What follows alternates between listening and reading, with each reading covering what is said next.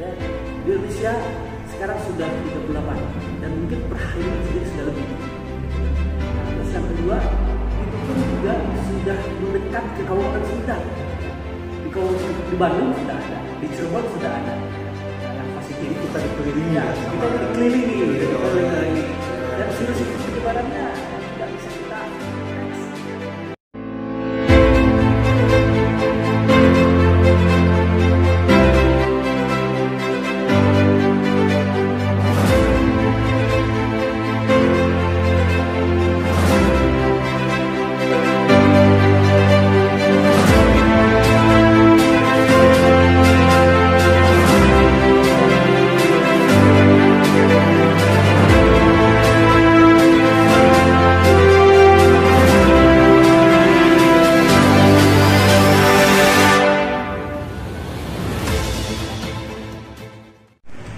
Assalamualaikum warahmatullahi wabarakatuh, pemirsa Sumedang Express TV di Kabupaten Sumedang.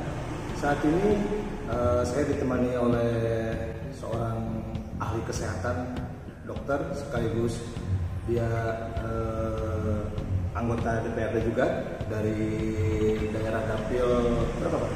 Dapil Sumedang 6, daerah pemulihan ya, pemulihan Tanjung Sari, Sukasari, Dan Rancakalong. Rancakalong. Pak Rahmat ini aktif di kesehatan juga, jadi beliau sampai saat ini terus memantau perkembangan tentang yang menjadi trending topik di internasional tentang COVID-19 ini.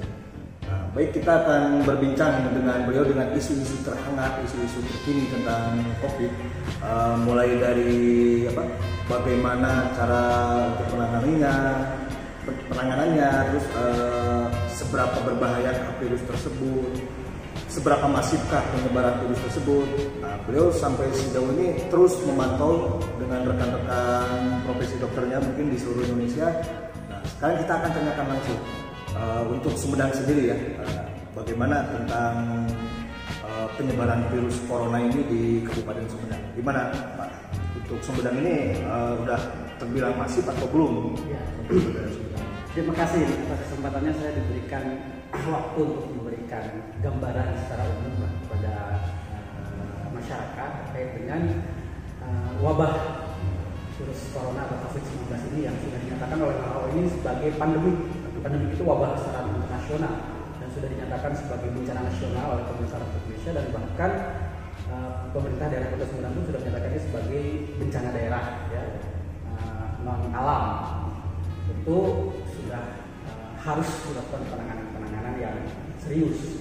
Jadi penyebaran COVID-19 ini memang luar biasa, membuat orang menjadi semakin ketakutan karena memang penyebaran ini cukup cepat dan cukup luas, yang memang berawal di Cina daratan di Wuhan, tapi ternyata sekarang sudah hampir ke seluruh dunia menyebar.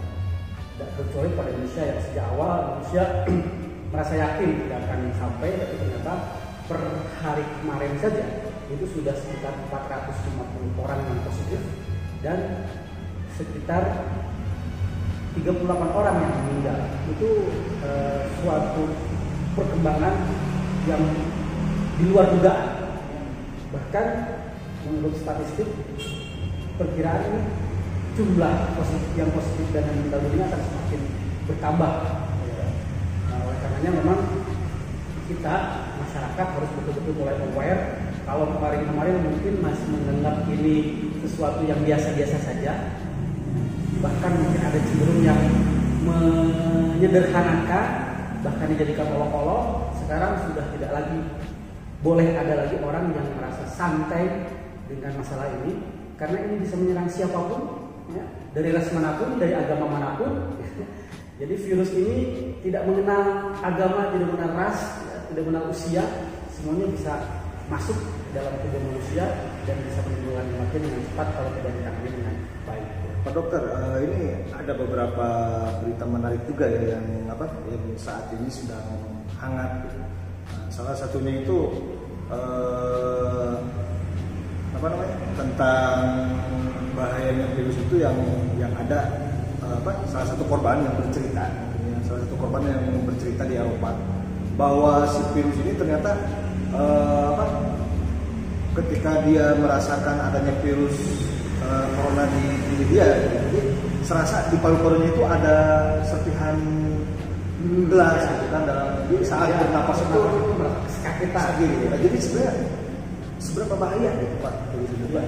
Mungkin biar masyarakat juga tahu. Betul. Jadi mungkin yang diketahui oleh masyarakat ya, bahwa sebetulnya dampak dari terpaparnya seseorang oleh virus corona atau COVID-19 ini sebetulnya sangat beragam. Dari mulai tidak menimbulkan gejala klinis sama sekali, orang merasa sehat, tidak ada demam, tidak ada sesak nafas, tidak ada batuk, tidak ada sakit kesulian. Tapi ada juga yang memang mengalami gejala-gejala klinis yang sangat berat. Biasanya memang kalau daya tahan tubuhnya memang dia sudah lemah, dan itu bisa terjadi pada orang-orang yang sangat rentan. Biasanya rata-rata orang-orang yang lansia ya, sudah tua, di mana daya tahan tubuhnya sudah cukup lemah. Dan tadi yang disebutkan oleh sahabat kita ini, memang pada saat gejala klinis sudah memburuk, itu bukan hanya demam tinggi di atas 38, batuk, sesak napas, bernapas itu sangat sakit, merasa di paru-paru ini ada serpihan-serpihan kaca, tapi persendian juga terasa sangat sakit, tidak bisa digerakkan, dan akhirnya dia bisa gagal nafas gitu kan.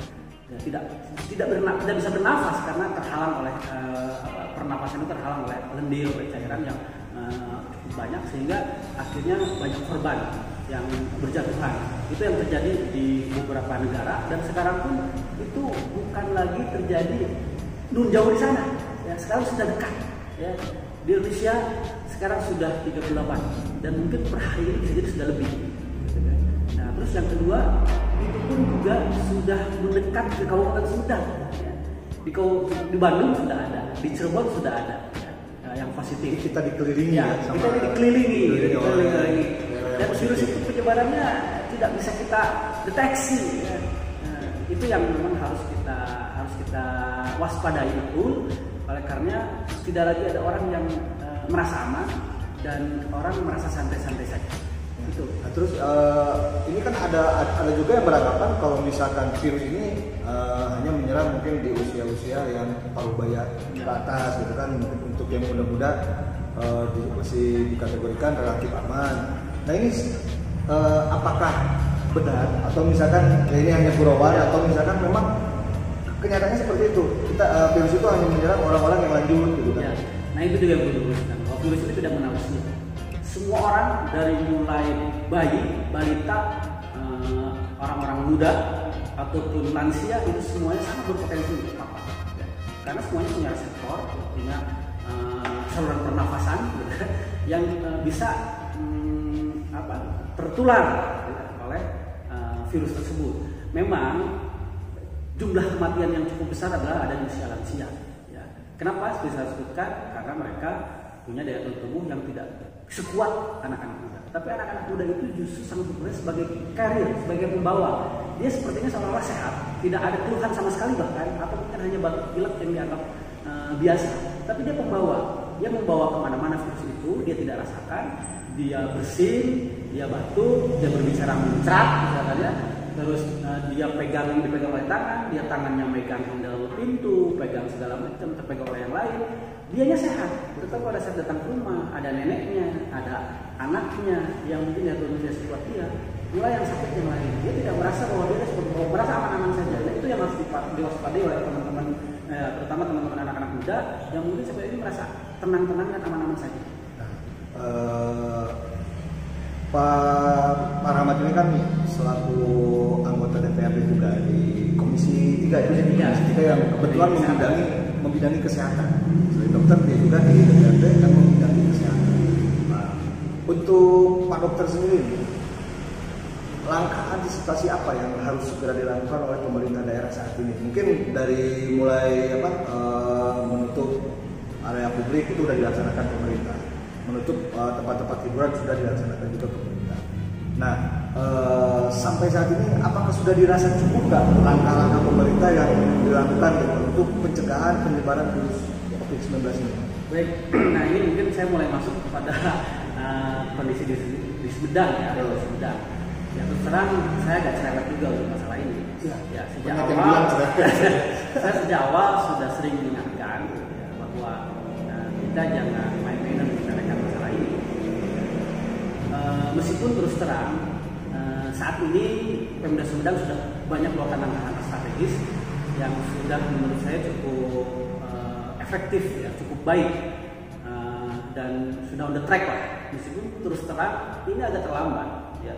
Di saat awal-awal merebaknya virus ini masuk ke Indonesia, bahkan sudah masuk ke beberapa daerah di wilayah Sumedang masih santai-santai saja. Masih ingat mungkin beberapa waktu belakang ada peresmian pengupahan alun-alun. Di saat yang sama itu sudah dinyatakan bencana nasional, daerah lain sudah menutup aksesnya, gitu kan. Bahkan sudah memberikan himbauan kepada masyarakat untuk tidak berkumpul. Terus selanjutnya membuat kebijakan sekolah diliburkan, aktivitas pekerjaan dan lain sebagainya sudah dikeluarkan kebijakan.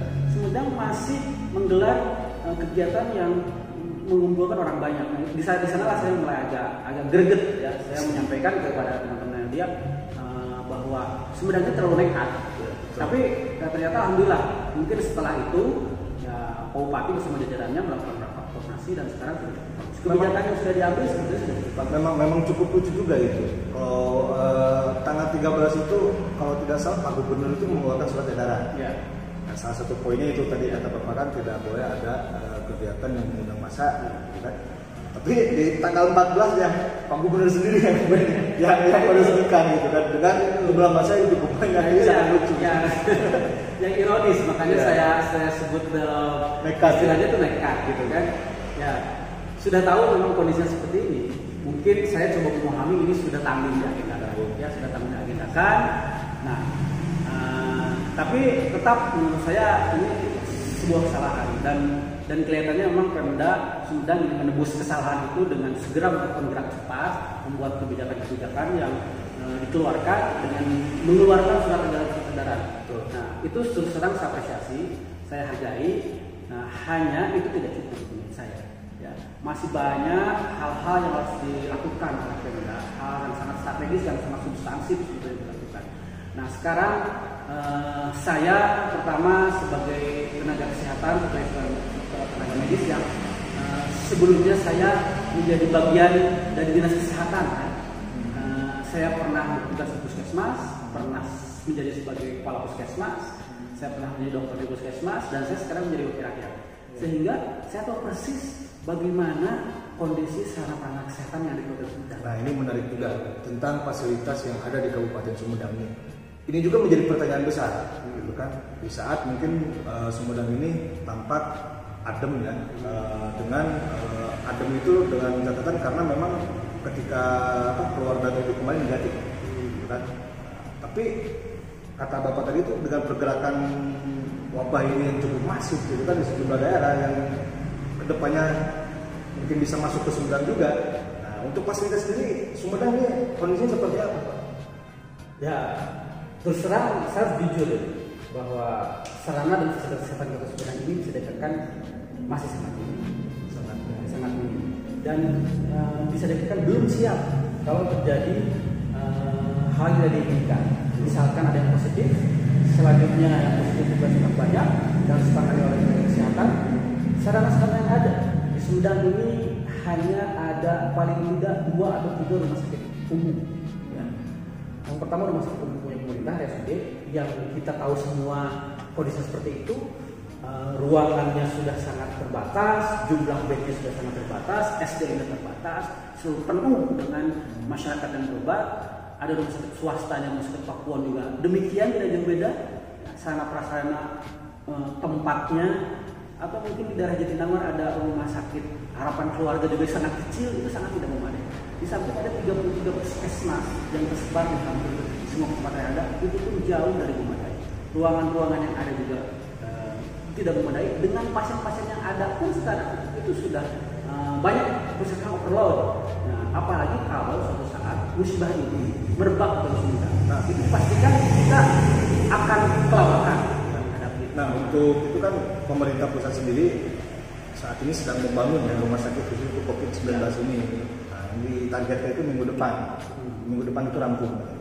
Nah itu apakah ada hubungannya ke ini nggak? Ada hubungannya ke daerah nggak? Misalkan nanti ada rujuk ke pusat atau misalkan ya, harus betul ke rumah sakit tertentu yang ada di Jawa Barat?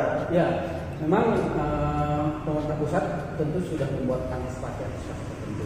Hanya tetap akses sampai ke rumah sakit yang sekarang sedang disiapkan itu juga tidak mudah. Ya, oleh karena kita harus siapkan dulu mungkin yang terdekat. Ya.